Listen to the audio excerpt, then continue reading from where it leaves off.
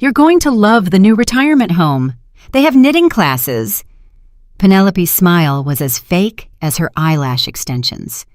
Charles nodded like an obedient puppy, while Leo mentally counted the money they'd make from selling my properties. I just smiled and said yes, that it sounded like a wonderful idea, but inside, something shattered for good.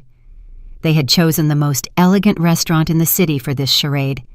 The tablecloth was white linen, the crystal glasses reflected the golden evening light, and the aroma of fresh seafood filled the air. Everything was perfect for an emotional execution, all calculated to look like a celebration when it was really my funeral, and I was still alive.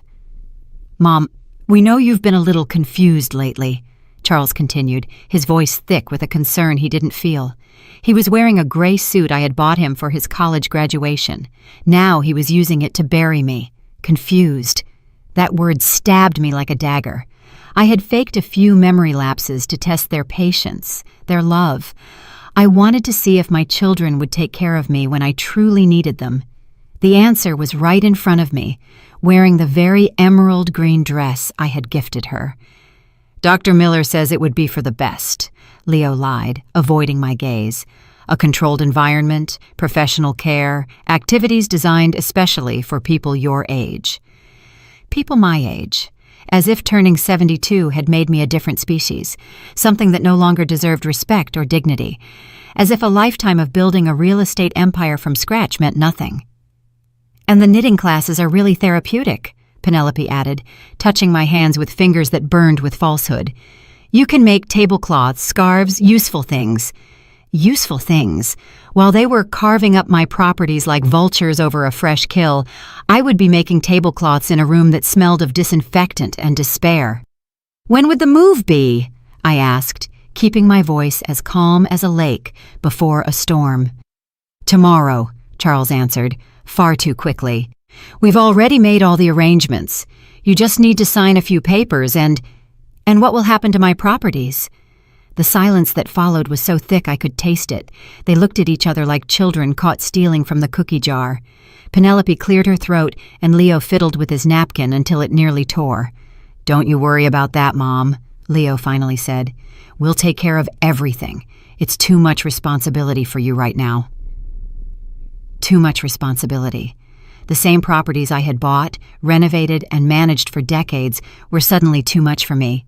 The same investments I had grown from an initial $5,000 to the $1.5 million I had now suddenly required younger minds. That night, I pretended to take the sleeping pills Penelope had given me. I spat them into a napkin when she wasn't looking. I needed to be wide awake for what was coming. At 11 o'clock, I heard their voices in my kitchen. They thought I was sound asleep. A fatal mistake. "The beach house is worth at least $300,000, Charles whispered, shuffling papers on my oak dining table. The table where I had signed my first real estate contract 40 years ago. And the downtown condo, another $200,000, not to mention the investments in the bank. "We have to act fast," Penelope murmured, pouring champagne into glasses I had given them for their anniversary, "before she realizes what's happening." Leo laughed, that cruel laugh he had developed after marrying her. "Realizes? Are you kidding? She asked me what time it was 3 times yesterday." A lie. I had feigned that confusion to test them, to see how much of my own blood had turned to poison. The answer burned in my gut like acid. "Look at this," Penelope said, waving a paper I recognized as my will. "Once she's in the home, we can argue mental incompetence. The lawyer is already prepped. $400,000 for the main house," Charles calculated, scribbling numbers in a notebook. $300 for the beach house. $200 for the condo, and the investments add up to another $600,000, almost $1.5 million in total. $1.5 million. The fruit of a lifetime of work, sacrifice, and smart decisions. They had calculated it down to the last cent while I was supposedly sedated in my own bed. "And the best part," Leo added with a smile I could hear from my bedroom, "is that she'll never know what all of this is really worth. She thinks it's just a few properties." They completely underestimated me. They thought I was a confused old woman who didn't understand numbers or business. They didn't know that every morning I reviewed my investments, that I knew the exact value of each property, that I had plans they couldn't even begin to imagine. At 5 in the morning, while they slept off their drunken betrayal, I got dressed in my best black pantsuit. I took only the essentials: my passport, the jewelry I had hidden in a secret box, and the key to a safe deposit box in a bank in another city. In that box were the documents that would change everything. The taxi arrived on time. The driver helped me with my small suitcase and asked no questions. At the airport, I bought a one-way ticket to a coastal city where I owned a property they knew nothing about. During the flight, I closed my eyes and remembered my mother's words. "Margaret, never fully trust anyone, not even your own children.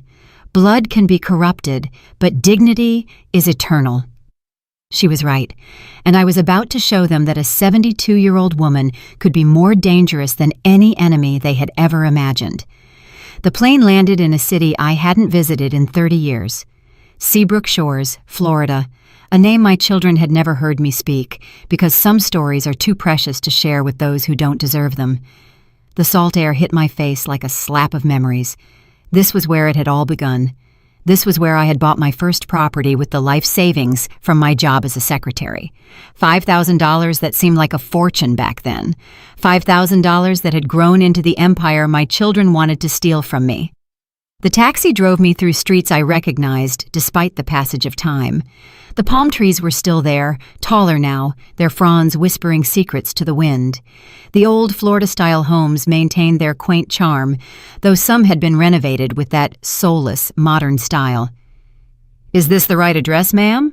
the driver asked, stopping in front of a yellow house with green wooden shutters. "Looks like no one's lived here for a while."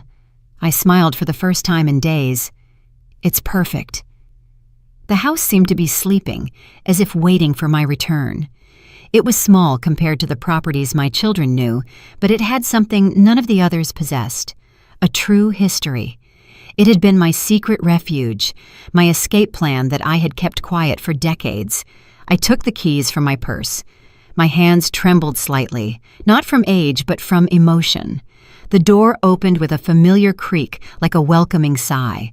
The inside smelled of old wood and sea salt.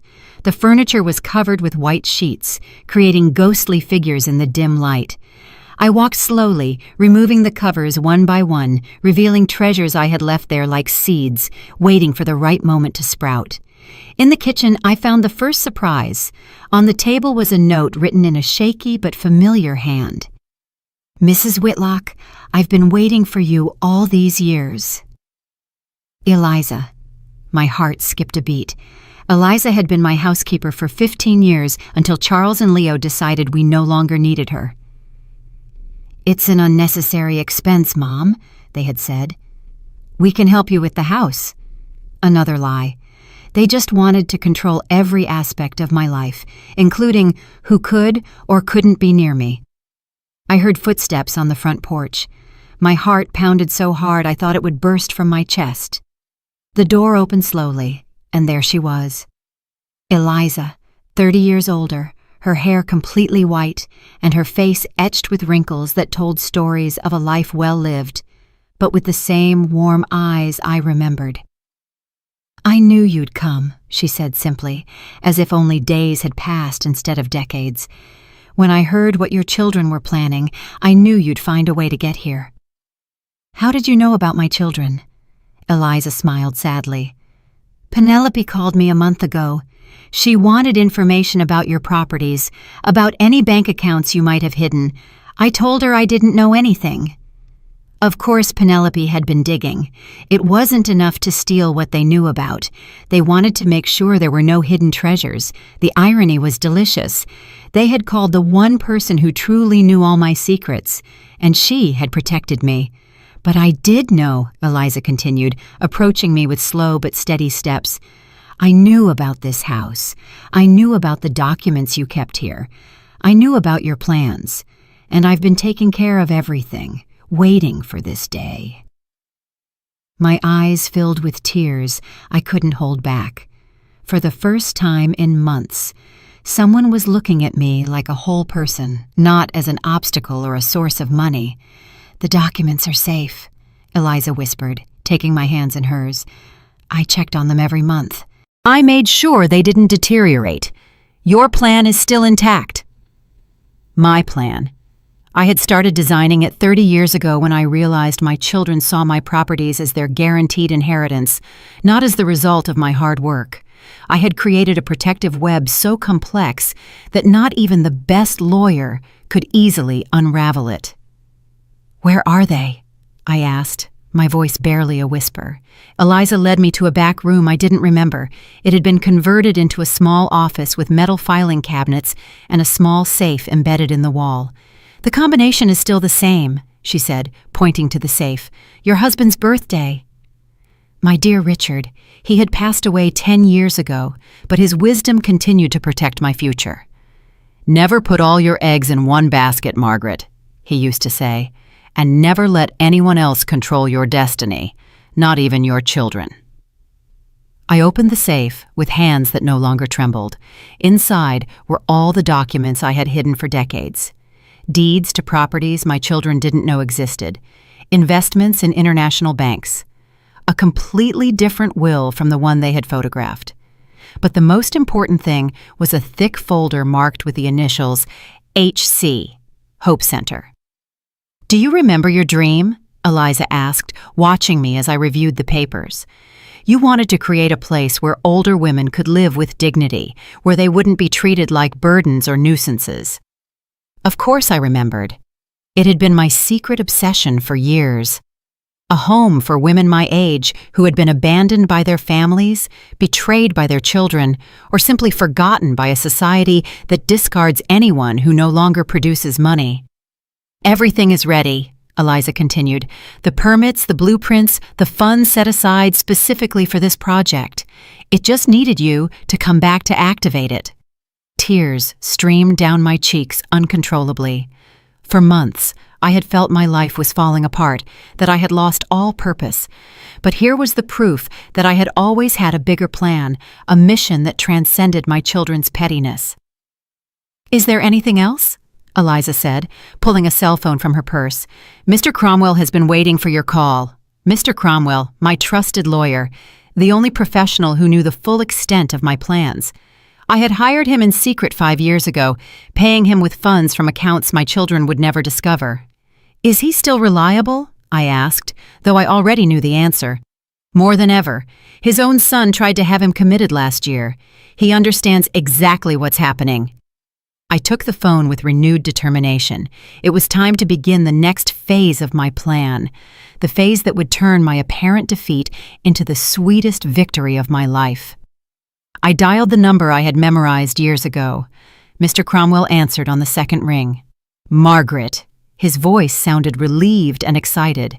"I knew you'd call today. Are you ready to begin?" "More than ready, Mr. Cromwell. It's time to remind my children who I really am." "Everything is set for tomorrow," Mr. Cromwell said over the phone, his voice filled with a satisfaction I could feel through the line. "Your children have called a family meeting for 10 in the morning at your house.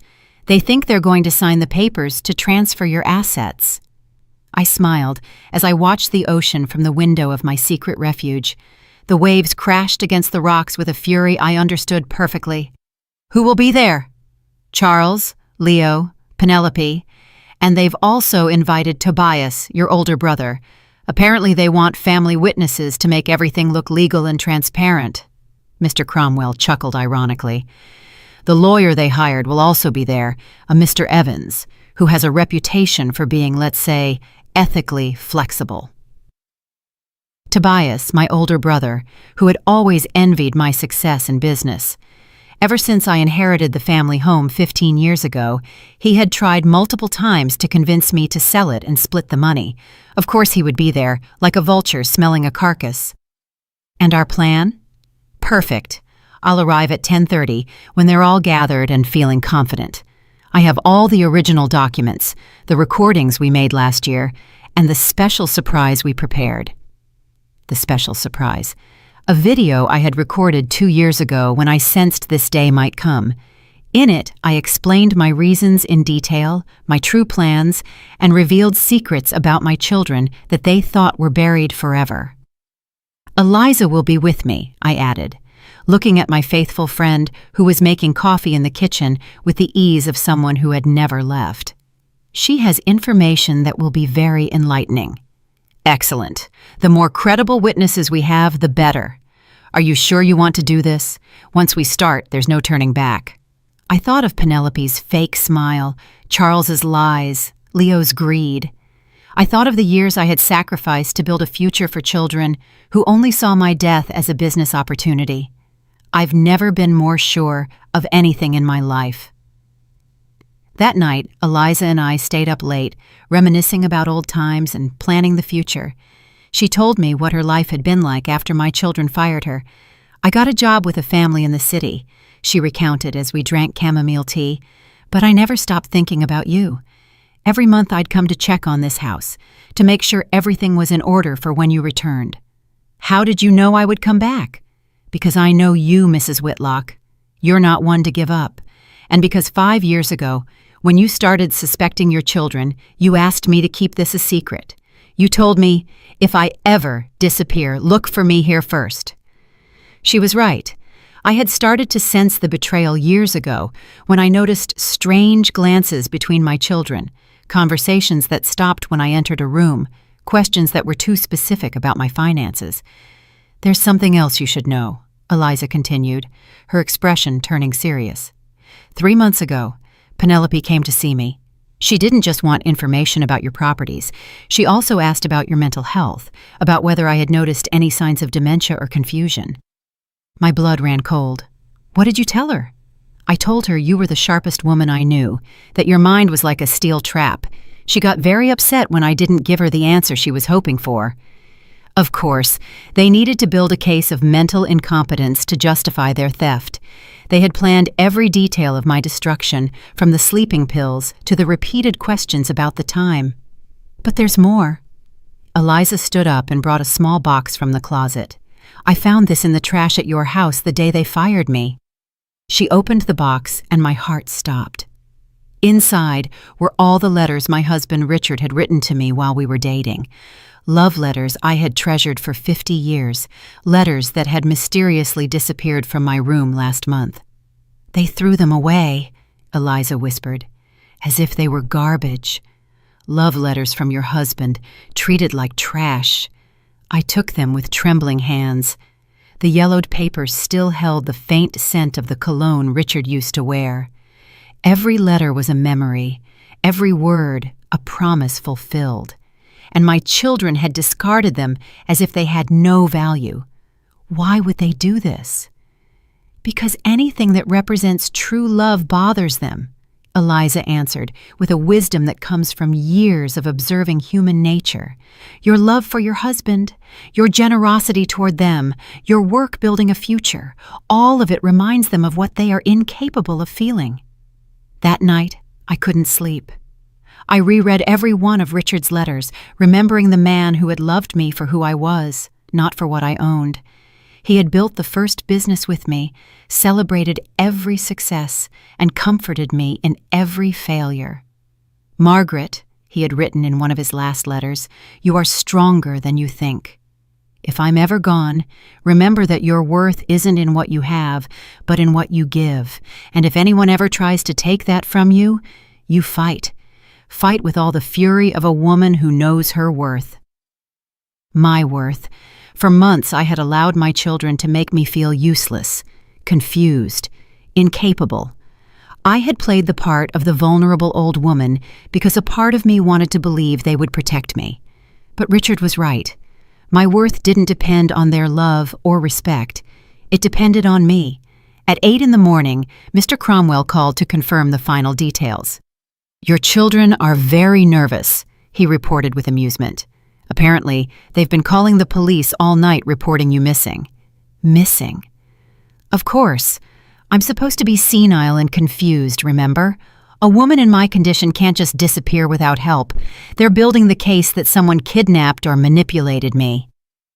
The irony was perfect. While they were reporting my disappearance as a victim, I was orchestrating my return as an avenger. "Are you ready?" Mr. Cromwell asked. I looked at my love letters. I looked at Eliza laying out my best black dress. I looked out at the sea that had witnessed my first dreams. I had spent 72 years learning who I truly was. It was time to teach them the most important lesson of their lives. I'm ready to reclaim what's mine. The drive back felt like a triumphal procession. Eliza sat beside me, silent but as steadfast as a guardian.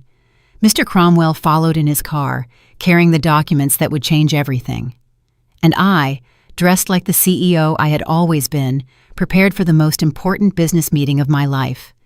The meeting where I would teach my children the difference between a helpless old woman and a woman with 72 years of experience destroying those who underestimate her.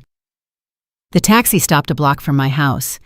I could see several cars parked out front: Charles's gray BMW, Leo's white Mercedes, and an unfamiliar car I assumed belonged to the corrupt lawyer they had hired.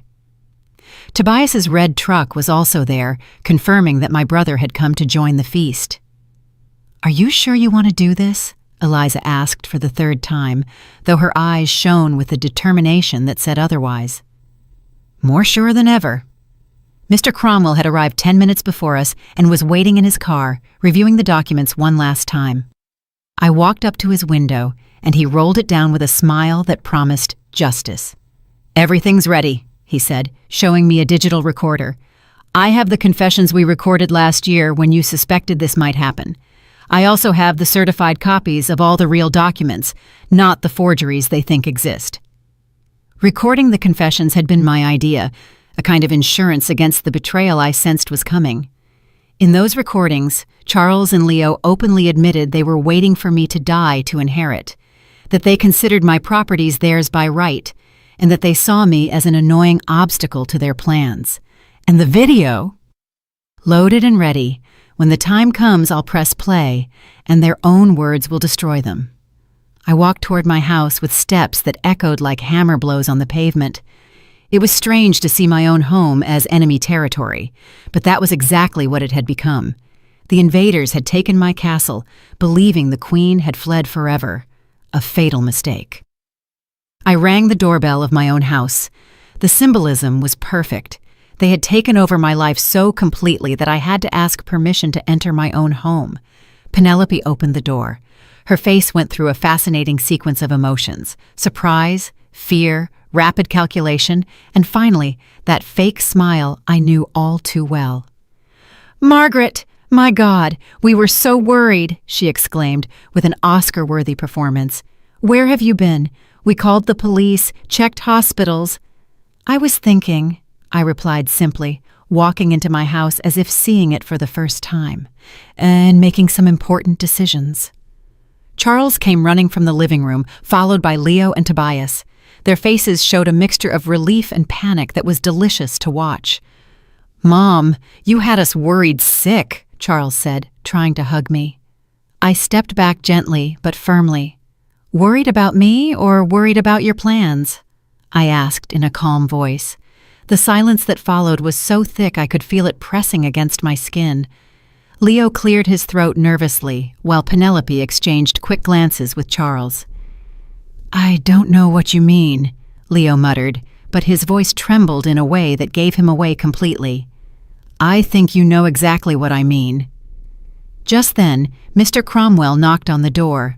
The lawyer they had hired stood up from the dining room table, where they had spread out all the papers for the fraudulent transfer of my properties. "Who is it?" asked Mr. Evans, a small man with a mustache who looked as nervous as my children. "My legal representative," I announced, my voice cutting the air like glass. "George Cromwell, specialist in elder fraud and asset protection." The color drained from my children's faces. Tobias took a step back, clearly regretting his involvement in this farce. Mr. Cromwell entered with Eliza at his side, carrying a briefcase that I knew contained the complete destruction of their plans. He introduced himself cordially to Mr. Evans, who immediately began to sweat profusely. "Mrs. Whitlock," Mr. Cromwell said formally, "I understand there are some documents that require your signature to transfer your properties to your children. That's right, I confirmed, watching as Charles tried to regain his composure. Perfect. But before we proceed, I need to verify a few legal details. Mr. Cromwell opened his briefcase and took out a thick folder. For example, I need to confirm that you are mentally competent to make this decision. Of course she's competent, Penelope interjected, far too quickly. It's just that sometimes she gets a little confused because of her age. Interesting. Mr. Cromwell smiled like a shark that has smelled blood. Because I have here a very recent medical report from Dr. Sanchez confirming that Mrs. Whitlock is in excellent mental health and has full decision-making capacity. I pulled the report from my purse. I had obtained it 2 days before my disappearance, anticipating this exact situation. I also have here, Mr. Cromwell continued, some very interesting recordings that were made in this very house exactly 1 year ago. The color completely vanished from my children's faces. Charles gripped the back of a chair as if he were about to faint. I don't know what you're talking about, Leo lied, but his voice was barely a whisper. Mr. Cromwell pressed play on his recorder. Charles's voice filled the room with crystal clarity. Let's just hope she dies soon. I'm tired of pretending I care.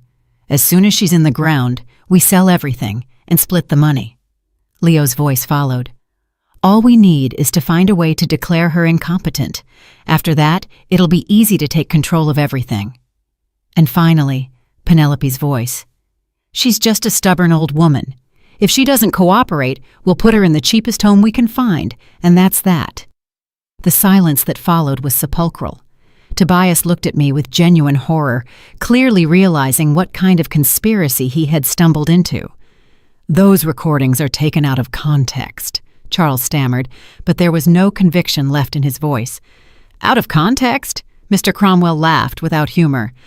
I have 3 hours of similar recordings, all made with your mother's knowledge and consent, as she has suspected your intentions for years.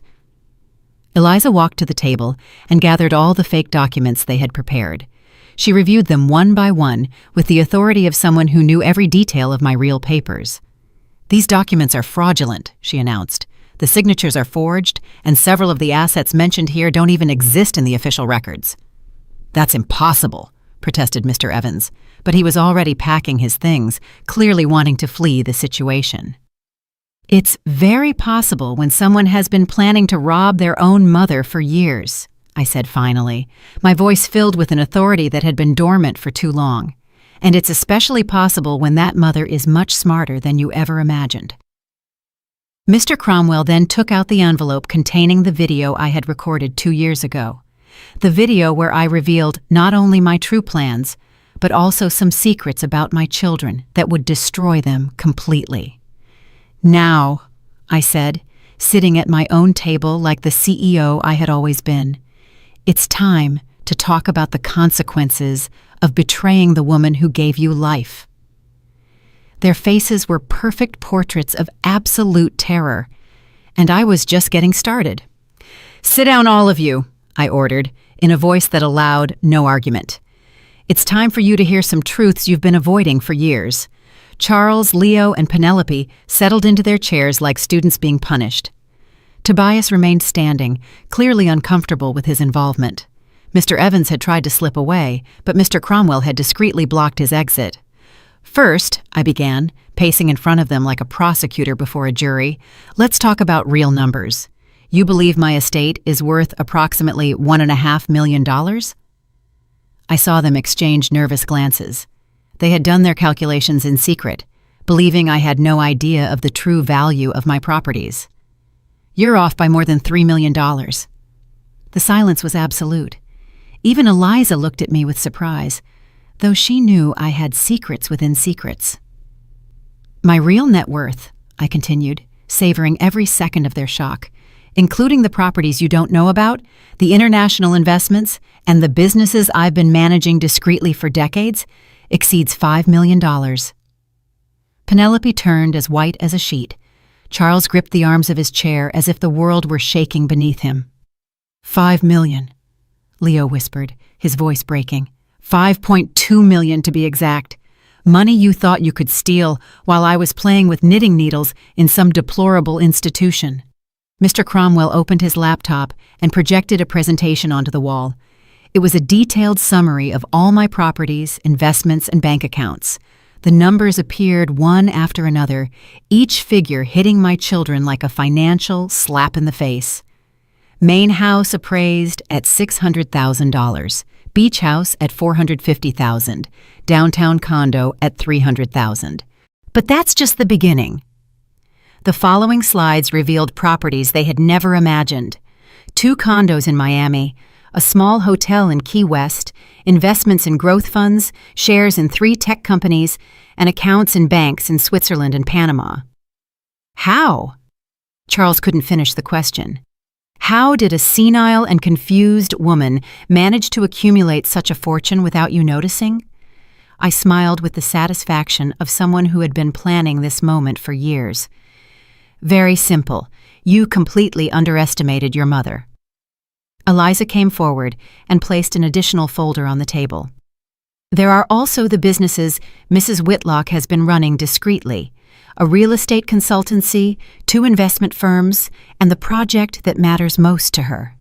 What project? Penelope asked, her voice strangled. This was my favorite part, the moment I revealed the dream I had been secretly building for a decade.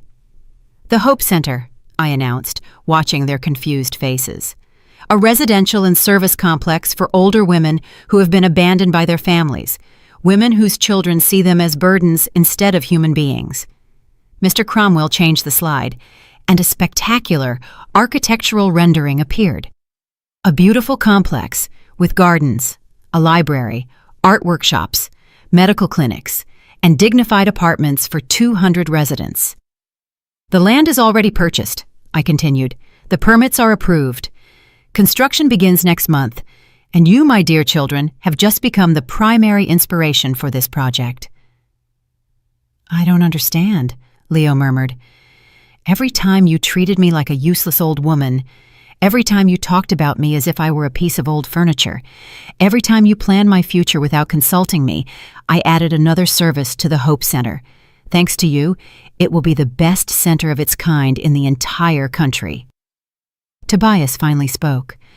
Margaret, I didn't know about any of this. I thought this was just a normal family meeting. I know, Tobias.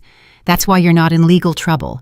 But I pointed to my 3 black-hearted children, they are going to face the full consequences of their actions. Mr. Cromwell took the floor. Attempting to defraud a senior citizen is a federal crime. Forging documents is another federal crime. Conspiring to have someone declared incompetent without medical grounds is yet another. We're talking about multiple charges that could result in several years in prison. You can't do this to us, Charles exploded, standing up abruptly. We're your family. We're your children. Exactly, I replied, my voice icy. You are my children, and that makes your betrayal infinitely more painful and more unforgivable. I walked up to Charles until I was standing right in front of him, forcing him to look me in the eyes. I gave you a college education that cost $80,000. I helped you with the down payment on your first house, $50,000. I lent you money for your business that you never paid back, $30,000. I gave you my unconditional love for 45 years, and this is how you repay me? I turned to Leo. I paid the medical bills when your son had leukemia. $100,000. I helped you through your divorce, $40,000 in legal fees. I let you live in my house for 2 years when you lost your job. I gave you my emotional support when no one else believed in you, and this is how you repay me? Finally, I faced Penelope. I welcomed you as a daughter when you married Leo. I defended you when the rest of the family criticized you. I included you in my will when you weren't even my blood. I treated you with more love and respect than your own parents gave you, and this is how you repay me? Tears streamed down my cheeks, but they weren't tears of sadness. They were tears of liberation, from a woman finally allowing herself to feel all the rage she had been holding back. For months, I let you make me feel useless. I faked confusion when you wanted me to be confused. I acted like the vulnerable old woman you needed me to be to justify your plans. But it was all an act. It was all a test. "A test you failed spectacularly," Mr. Cromwell added. Eliza placed the final document on the table. My real will, the one that truly mattered. "This is my true will," I announced. "It was drafted 3 years ago and updated 6 months ago when your plans became more obvious." Charles tried to get closer to read it, but Mr. Cromwell blocked him. "In this will," I continued, "Charles inherits $5,000. Leo inherits $5,000. Penelope inherits nothing, because legally she is not my family, and she has proven that emotionally she isn't either." "5,000!" Leo shouted. "That's impossible. We're your only children." "The rest of my estate," I went on relentlessly, $4,990,000, will be divided between the Hope Center, 3 charities that protect senior citizens, and Eliza, who has shown more loyalty in 30 years of friendship than you have in a lifetime of being my children. Penelope started to cry, but her tears no longer moved me. Charles slammed his fist on the table in frustration. Leo sank into his chair as if he had aged 10 years in 10 minutes. "But there is a way," I said finally, watching them cling to this last shred of hope. "What way?" Charles asked desperately. "Work to deserve it. The Hope Center needs administrators. It needs committed staff. It needs people who understand the value of human dignity. If you can prove over the next 5 years that you truly care about something more than money, if you can prove that you understand the damage you caused me and are willing to repair it, then we can talk about an inheritance." 5 years, Leo muttered. 5 years working without pay at the Hope Center. 5 years proving you can value older people as human beings, not as obstacles. 5 years proving you deserve to be called my children. The silence stretched for several minutes. I could see their minds working, calculating, evaluating options that no longer existed. "And if we refuse?" Penelope asked defiantly. Mr. Cromwell smiled. "Then you face the criminal charges for fraud and attempted defraudation, and you lose any possibility of an inheritance forever." It was a perfect ultimatum. Justice with the possibility of redemption. Punishment with the opportunity for growth. Exactly what a mother should give. Consequences with love. Boundaries with hope. "The choice is yours," I concluded. "You can leave right now and never see me again. Or you can stay and begin the long road to regaining my respect and your own dignity. Your next words will determine whether I still have children or just strangers who share my blood." The silence stretched like an invisible web between us. I could see the gears turning in their minds, calculating losses and gains, pride versus economic survival. It was fascinating to watch my own children reduce our decades-long relationship to a simple mathematical equation. Charles was the first to speak, his voice hoarse with contained emotion. "Mom, we never really wanted to hurt you. We just thought that it was better for me to be locked away knitting while you spent my money," I interrupted. "That a 72-year-old woman had no right to decide her own life?" "It wasn't like that," Leo protested weakly. "We just wanted to make sure you were safe, taken care of."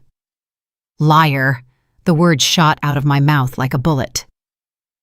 "You wanted to make sure your bank accounts were full. The only security you were concerned with was financial." Penelope wiped her tears with the back of her hand, smudging her expensive makeup.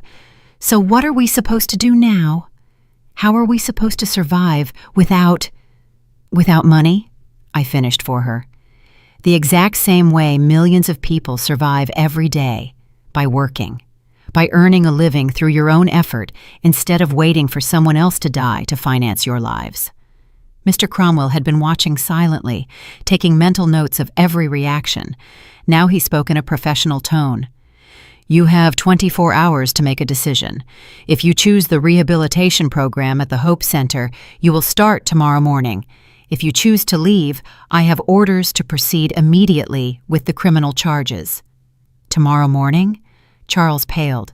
"But we have jobs, responsibilities." "You had jobs," I corrected. "Now you have a chance at redemption that, frankly, you don't deserve." I walked to the window, looking out at the garden I had tended for decades.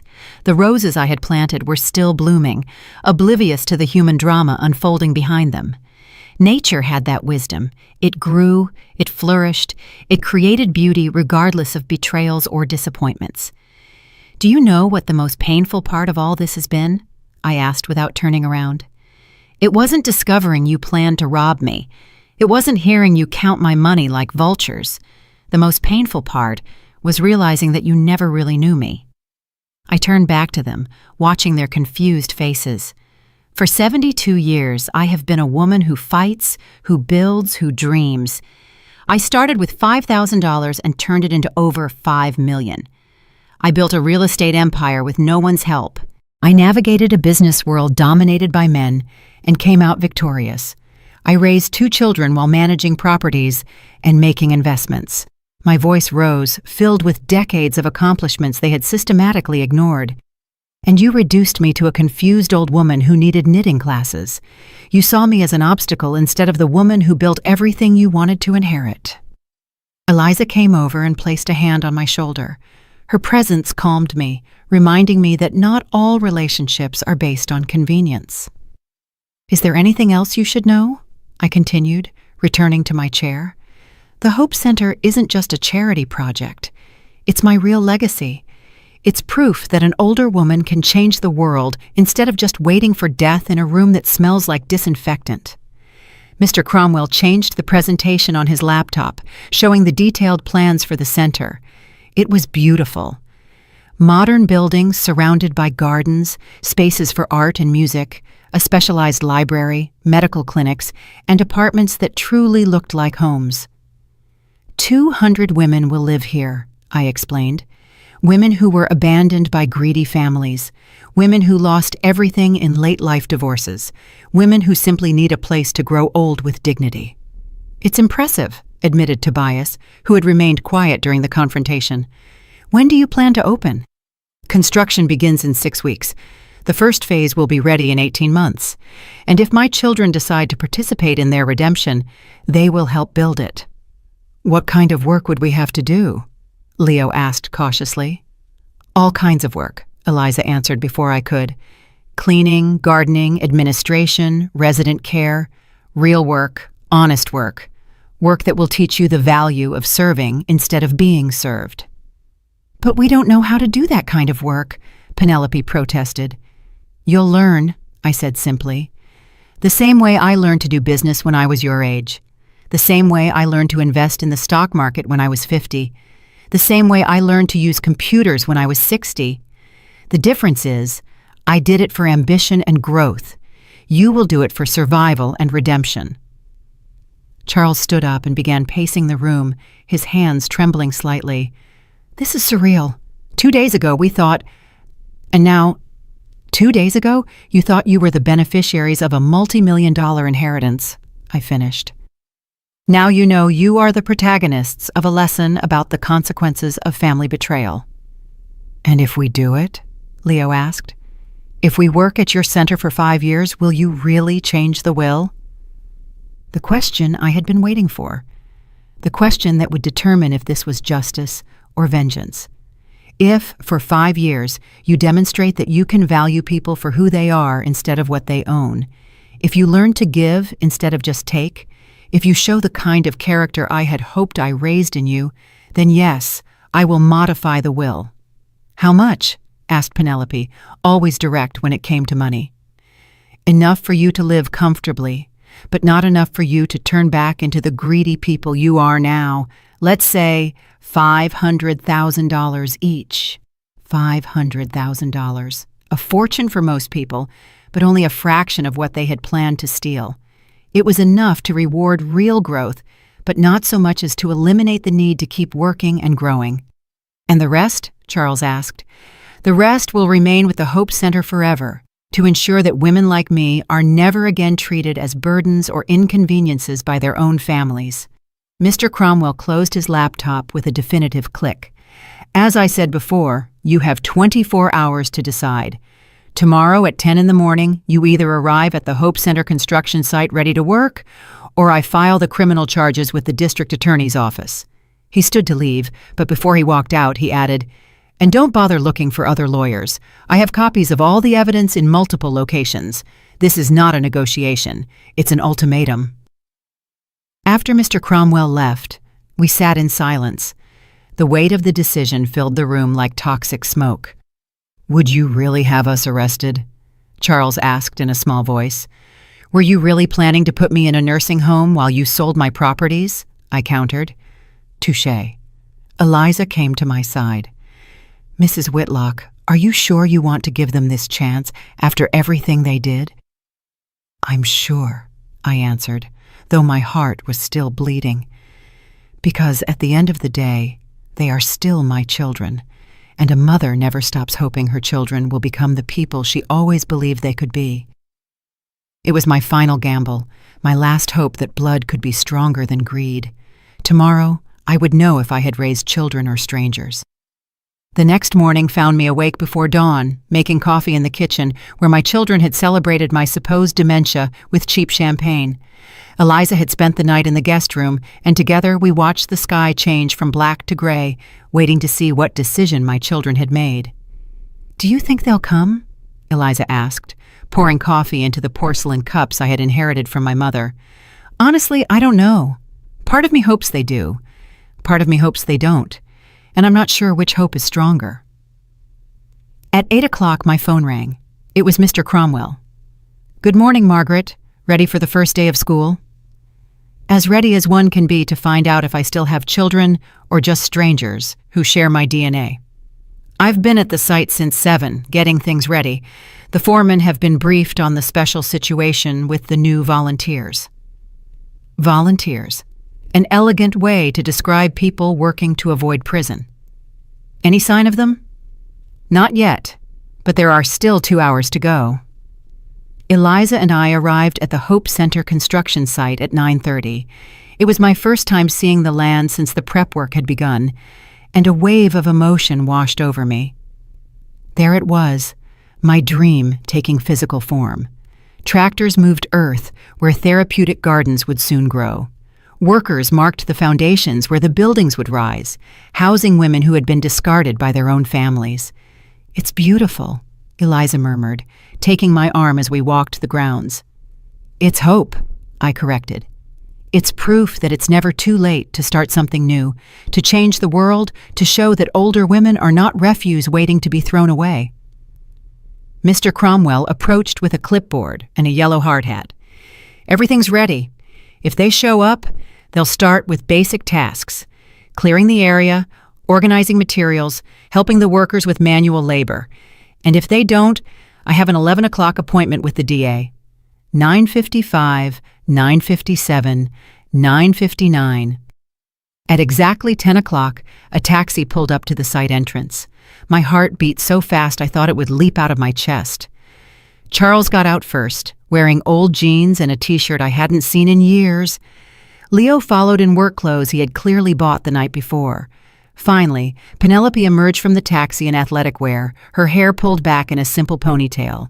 They looked vulnerable, scared, human. They walked toward us with slow steps, like condemned prisoners heading to the gallows. When they were close enough, I could see that none of them had slept well. Their eyes were red, their faces gaunt from a night of impossible decisions. "We're here," Charles said simply. "I see that," I replied, keeping my voice neutral, though my heart was performing emotional acrobatics. "We've decided," Leo cleared his throat. "We've decided we want to try. We want to try to fix things." "Are you sure?" "Because once you start, there's no going back. 5 full years, or you go straight to jail." Penelope nodded slowly. "We're sure. Or at least, we're sure we don't want to go to prison." It wasn't the noblest motivation, but it was a start. Mr. Cromwell came forward with 3 extra hard hats. "Welcome to the Hope Center. I'm your supervisor, and for the next 5 years, I am the most important person in your lives, after your mother." He handed them the hard hats and a sheet with the basic rules. Work hours are 8 a.m. to 5 p.m., 1 hour for lunch. 0 tolerance for complaints or negative attitudes. Weekly progress evaluations. Your first direct supervisor will be Mike. Mr. Cromwell pointed to a burly man with calloused hands and a kind smile. He has 30 years of construction experience and zero patience for princesses or princes who've never worked with their hands. Mike came over and sized them up with the expert gaze of someone who can spot a slacker from 100 yards away. "Any of you ever done physical labor before?" he asked. Total silence. "Perfect," Mike grinned. "We'll start with something simple. See that pile of rubble?" He pointed to a mountain of broken concrete and rusted metal. "It needs to be moved from here to over there." He pointed to a spot about 200 yards away. "By hand?" Penelope asked in horror. "By hand," Mike confirmed. "Stone by stone, piece by piece. It's honest work for people who need to remember the value of effort." I watched them as they approached the pile of rubble as if it were an impossible mountain to climb. Charles lifted the first piece of concrete and immediately winced in pain. Leo tried to carry too much at once and nearly fell backward. Penelope looked at her perfectly manicured hands and sighed with the resignation of someone accepting an inevitable fate. For the next 4 hours, I watched them work. It wasn't pretty. Charles complained constantly about his back pain. Leo stopped every 10 minutes to catch his breath. Penelope broke 2 nails in the first hour and cried silently for another 10 minutes. But they worked. At lunchtime, they sat on the ground like the rest of the workers, eating basic sandwiches and drinking lukewarm water from a shared thermos. Their clothes were dirty, their hands stained, their faces red from the sun and exertion. "How are you feeling?" I asked, approaching them during their break. "Like we got hit by a truck," Charles mumbled, massaging his shoulders. "This is harder than we thought," Leo admitted. "And what did you think? That honest work was easy? That the people who build the world with their hands do it because it's fun?" Penelope looked at me with eyes that, for the first time, showed something resembling understanding. "I never thought about it. I never thought about how hard it must be to earn a living like this." "Now you know. And this is just the first day of the next 1,825. The afternoon was even harder. Their bodies weren't used to the physical labor, and every movement became more difficult. But something interesting started to happen around 3 o'clock. They began to help each other. Charles carried some heavy stones that Penelope couldn't move. Leo brought water to Charles when he saw he was getting dehydrated. Penelope found extra gloves for Leo when she noticed his hands were getting raw. Small acts of consideration they hadn't shown each other in years. At 5 o'clock sharp, Mike blew a whistle. "First day's done. Tomorrow we start at 8 sharp. Be late, and we start over from scratch." My children walked toward the taxi they had called, moving like arthritic old people. Before getting in, Charles turned to me. "Mom, thank you for giving us this chance. I know we don't deserve it." "You don't deserve it yet," I corrected, "but maybe in 1,824 more days you will." That night, Eliza and I had dinner in silence, processing the day's emotions. It had been strange to see my children reduced to exhausted manual laborers, but it had also been hopeful. "Do you think they'll make it?" Eliza asked as we washed the dishes. "I don't know, but for the first time in months, I'm curious to see what kind of people they'll become if they actually complete these 5 years." I looked out the window at the stars beginning to appear in the dark sky. The hardest part of this whole process had begun, waiting to see if justice could turn into redemption, if punishment could transform into growth. 5 years to find out if I still had children, or if I had finally found the strength to create something more valuable, a family built on mutual respect instead of convenience. Time would tell. 4.5 years had passed since that first day of rubble and tears. The Hope Center was no longer just a dream on architectural blueprints. It was a vibrant reality, with 200 women living full and dignified lives within its walls. I walked through the gardens my children had helped plant, watching residents participate in painting classes, book clubs, and adapted yoga sessions. The scent of roses and jasmine filled the air, mingling with the sound of laughter coming from the creative workshop area. "Mrs. Whitlock," greeted Alice, an 80-year-old woman who had come to the center after her family declared her too expensive to maintain. Now she ran our oral history program, helping other residents document their lives for future generations. Good morning, Alice. How is the memoir project going? Incredible. We have 50 complete stories already. Women who were nurses during wars, teachers who educated entire generations, mothers who raised 10 children while working in factories, stories that were about to be lost forever. This was exactly what I had envisioned. A place where older women were not seen as burdens, but as living libraries of wisdom and experience. Have you seen Charles this morning? I asked. He's in the kitchen, helping with the special breakfast for Carmen. She's turning 90 today. Charles in the kitchen. If someone had told me 5 years ago that my son would be preparing breakfast to celebrate the birthdays of elderly women, I would have laughed until I cried. Now it was just part of who he had become. I found him decorating a cake with the concentration of an artist. His hands, now calloused from years of manual labor, handled the piping bag with surprising delicacy. 90 pink roses or 90 blue roses? He asked without looking up, clearly knowing it was me who had entered. Definitely pink. Carmen says blue reminds her too much of hospitals. Pink it is, then. He continued decorating, adding small frosting flowers with a patience he had never shown in his previous life. You know, Carmen told me yesterday she was one of the first female accountants in her city. She managed the finances for 3 large companies back when women could barely open a bank account without their husband's permission. And what do you think of that? Charles finally looked at me, his eyes showing a depth that hadn't been there 5 years ago. I think I was an idiot for believing that age determined a person's value. Carmen knows more about finance than I ever did after 40 years in business. It was an acknowledgement not just of his mistake with me, but of his fundamental misunderstanding of what it means to grow old. Where are Leo and Penelope? Leo is in physical therapy with Mercedes, helping her with her rehabilitation exercises. Penelope is in the beauty salon. The beauty salon had been Penelope's idea during her 2nd year. She had noticed how many residents became depressed after losing access to basic grooming, so she had proposed creating a space where they could maintain their personal dignity. Now she managed a small salon where the women got their hair done, received adapted manicures, and felt beautiful regardless of age. I walked to the salon and found Penelope gently massaging the arthritic hands of a woman I recognized as Miriam, a former professor who had come to the center after her daughter abandoned her in a public hospital. "Does that hurt?" Penelope asked with genuine concern. "Not at all, dear. Your hands are magic. My fingers haven't felt this good in years." Penelope had changed physically over the years. She no longer wore excessive makeup or designer clothes. Her beauty was more natural now, more authentic. But the most noticeable change was in her eyes. Where there was once greed, there was now compassion. "Mrs. Whitlock," she greeted me when she saw me, "are you here to see the new hand treatment I developed for arthritis?" "I came to see you," I answered honestly. She blushed slightly.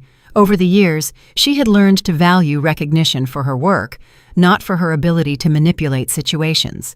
"Can I talk to you for a moment?" She finished Miriam's treatment and we went out to the garden. We sat on a bench overlooking the entire complex.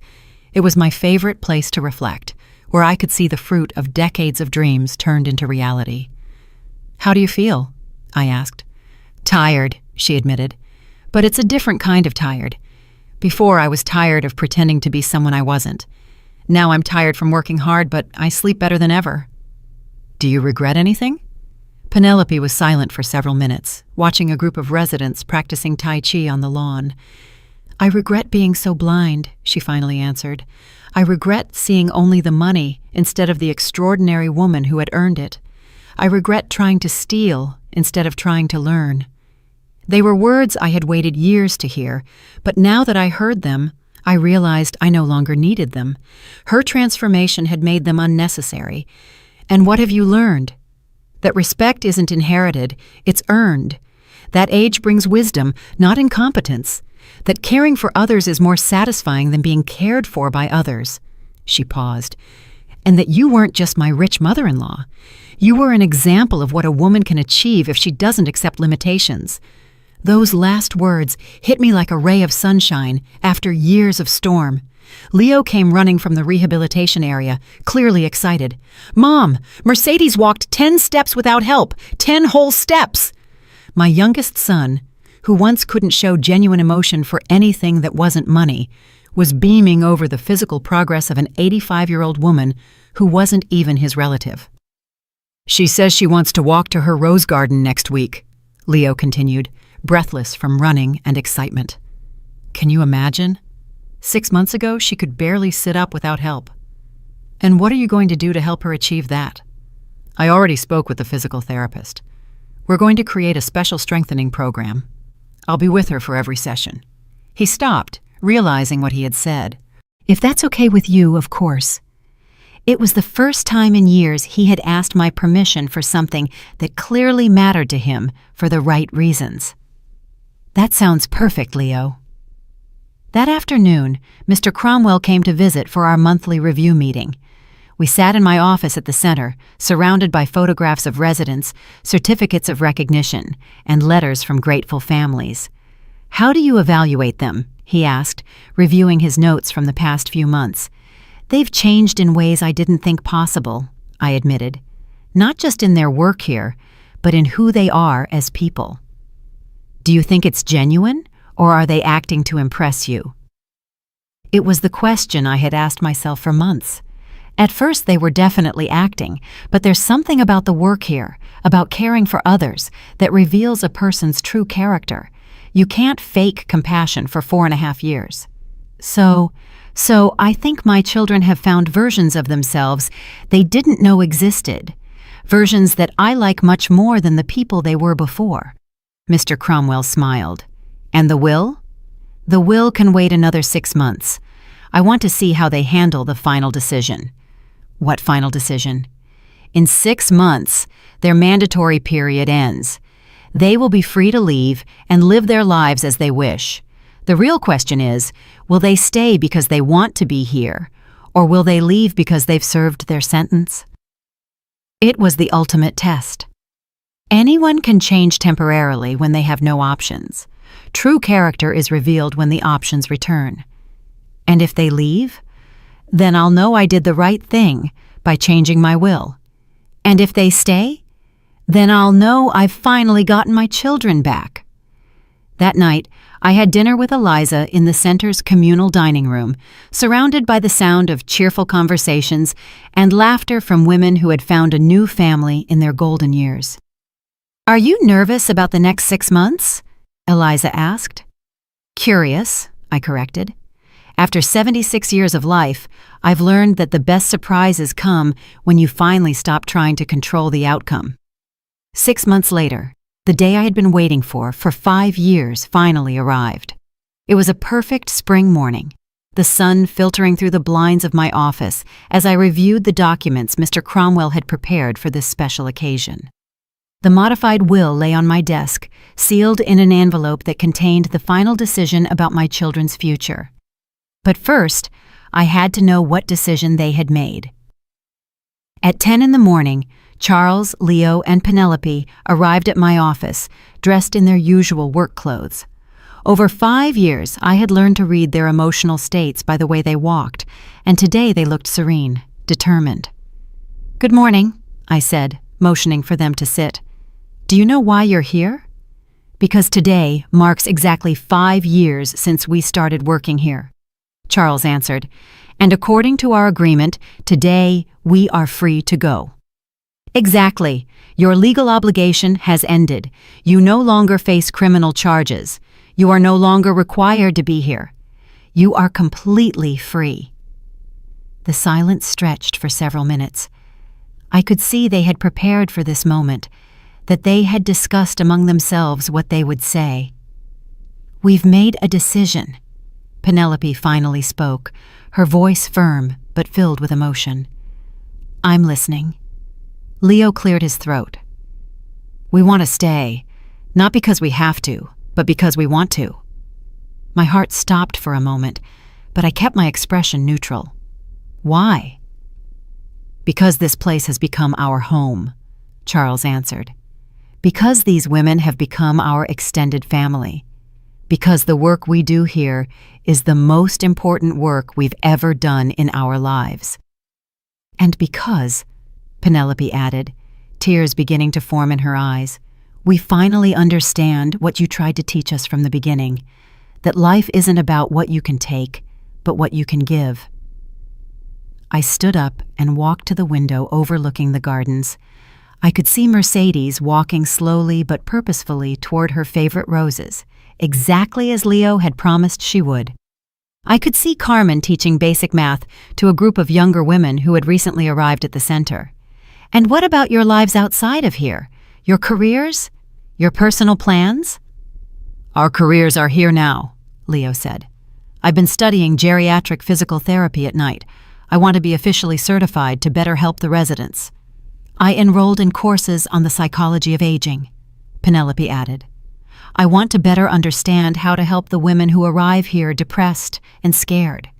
And I, Charles said, have been working with Mr. Cromwell to learn about nonprofit management. I want to make sure this place runs perfectly for decades to come. I had raised businessmen, and they had finally become social entrepreneurs. There's something else, Charles continued. We've been talking among ourselves, and we want to make a formal proposal. What kind of proposal? We want to officially renounce any inheritance, Penelope said. We want all of your money to stay here at the Hope Center forever. I turned to them, genuinely surprised for the first time in years. Are you sure about what you're saying? Completely sure, Leo answered. For 5 years, we've seen what well-used money can accomplish. We've seen how this place changes lives, how it gives dignity to women who had lost all hope. We don't want to be heirs to your fortune. We want to be guardians of your legacy. The tears I had been holding back for 5 years finally broke free. They weren't tears of sadness, but of a pride so deep it ached in my chest. Do you know what this means? I asked. It means we'll work here for the rest of our lives for modest salaries, Charles said. It means we'll never be rich, but we'll be part of something more important than money. It means, Penelope added, that we will finally be worthy of being called your children. I walked to my desk and picked up the envelope containing the modified will. With deliberate movements, I tore it into pieces in front of them. What are you doing? Leo asked, confused. That will give you $500,000 each if you completed the 5 years, but you have just proven that you no longer need my money to be the people I always hoped you would be. I took another document from my drawer, the will I had drafted the week before, after months of observing their genuine transformation. This is my real will, I announced. In it, Charles is named Executive Director of the Hope Center, with a respectable but not extravagant salary. Leo is named Director of Rehabilitation Programs. Penelope is named Director of Emotional Wellness and Creative Programs. Their eyes widened in surprise. The rest of my estate, I continued, $4.8 million, is designated to create a network of similar centers across the country. The 3 of you will lead that expansion, ensuring that no older woman in this country has to suffer what I was about to suffer. A network, Charles whispered. 10 centers in the next 15 years, each one run by people who understand that caring for our elders isn't charity, it's justice. The 3 of them stood up at the same time and hugged me with an intensity I hadn't felt since they were children. But it was different now. Now it was the embrace of adults who had earned the right to love and be loved. Why? Penelope asked through her tears. After everything we did to you, why are you giving us this opportunity? Because you are no longer the people who betrayed me, I answered simply. You are the people I always believed you could become. You just needed time to find yourselves. That afternoon, we held a meeting with all the center's residents to announce the changes. The conference room filled with curious and excited women, many of whom had developed genuine relationships with my children over the years. I have the honor of announcing, I said from the impromptu podium, that the Hope Center will not only continue to operate indefinitely, but will expand to help thousands more women. The applause was deafening. "And I have the even greater honor of announcing that my children, Charles, Leo, and Penelope, have chosen to dedicate their lives to this mission." Mercedes stood up slowly, leaning on her cane. "Mrs. Whitlock, may I say something?" "Of course, Mercedes." "Your children came here as a punishment, but they are leaving as a blessing. They cared for us when we were sick. They comforted us when we were sad. They celebrated with us when we were happy. I don't know what kind of mother one has to be to raise children who can change so much, but you are an example to us all." That night, I had dinner with my children and Eliza in the communal dining room. It was the first time in 5 years that we were together as a real family, not as supervisor and employees, not as victim and perpetrators, but as people who loved and respected each other. "What are you going to do now?" Eliza asked. "Now," Charles answered, "we're going to change the way this country treats its senior citizens. We're going to make sure," Leo added, "that no woman has to choose between dignity and security in her old age. And we're going to prove," Penelope concluded, "that a family can be rebuilt on a foundation of respect instead of convenience." After dinner, I went out to the main garden alone. It was my nightly ritual, to walk among the flowers we had planted and reflect on the day. But tonight was different. Tonight I could finally rest. At 76, I had achieved something few mothers ever do, not just raising successful children, but transforming lost children into extraordinary human beings. The legacy I would leave would not be measured in dollars or properties. It would be measured in changed lives, in restored dignity, in love that had been turned into action. I looked up at the stars shining over the Hope Center and remembered the words Richard had written to me in one of his last letters. "The real legacy is not a monument. It's a map." He was right. I had created a map for other families to find their way back to love, a map that my children would now carry to thousands more women. Vengeance had become redemption. Justice had become grace. And I, a woman who had been on the verge of being buried alive by her own family, had found a way to resurrect not only my own life, but the lives of everyone around me. It was, finally, the kind of legacy worth leaving,